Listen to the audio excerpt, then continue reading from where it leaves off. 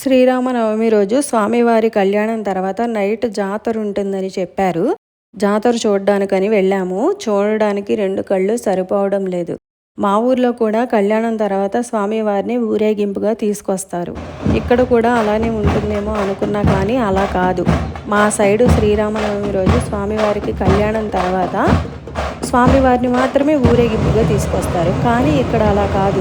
రథంలో ప్రభల్లో స్వామివారిని ఒక్కొక్క స్వామివారిని రాముల వారిని ఒక్కరినే కాకుండా ఒక్కొక్క స్వామివారిని ఒక్కొక్క ప్రభల్లో ఒక్కొక్క రథంలో కనకదుర్గ అమ్మవారిని, ఆంజనేయ స్వామిని, ఆ పరమేశ్వరిని, ఇంకా కృష్ణయ్యని, నందీశ్వరిని, నాగదేవతని అలా ఒక్కొక్క ప్రభల్లో ఒక్కొక్కరిని ఊరేగింపుగా చేస్తున్నారు.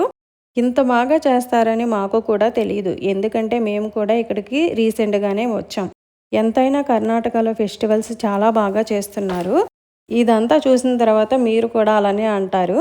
ఇక్కడ వాళ్ళు ఒక్కొక్కరు ఒక్కొక్క రథం రెడీ చేయించి అది కూడా రియల్ ఫ్లవర్స్తో స్వామివారిని అలంకరించి నైట్ అంతా జాతర చేయిస్తారు.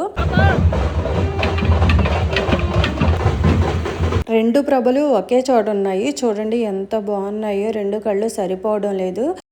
అంత బాగా ఎలా రెడీ చేశారో నిజంగా చాలా బాగున్నాయి.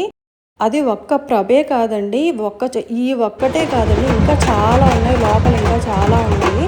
అదేవిధంగా డాన్సులు ఏ ప్రభ ముందు చేసేవాళ్ళు అక్కడే డాన్సులు చేయడం, ఇంకా టపాసులు, ఆ సెట్టింగ్స్, ఆ లైటింగ్స్ అంత బాగా ఎలా రెడీ చేశారో చాలా చాలా బాగుంది. గుడి లోపల కూడా ఇంకా చాలా ప్రభలు ఉన్నాయండి. ఇప్పుడు చూడండి అక్కడ కనిపించే ప్రభ ఎంత పెద్దదిగా ఉందో, ఎంత బాగా రెడీ చేశారో. అది కూడా రియల్ ఫ్లవర్స్తో, రోజ్ ఫ్లవర్స్ ఎంత బాగున్నాయో. స్వామివారు అక్కడ కనిపించను కూడా కనిపించట్లేదు, మిడిల్లో ఎక్కడో కనిపిస్తున్నారు. చాలా బాగా రెడీ చేశారు. అదేవిధంగా లైటింగ్స్ అవి చాలా బాగున్నాయి. అది కూడా ఈ ఒక్క ప్రభే కాదండి, అన్ని ప్రభలు అలానే ఉన్నాయి. ఒక్కొక్కటి ఒక్కొక్క విధంగా డెకరేట్ చేశారు.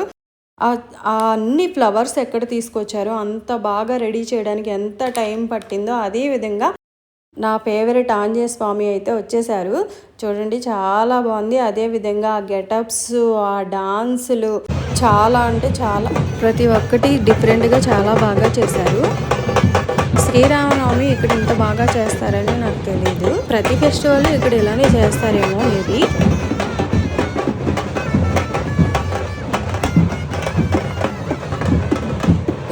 లాస్ట్ టైం శివరాత్రికి కూడా మేము ఇక్కడే ఉన్నాము. శివరాత్రి కూడా బాగుంది.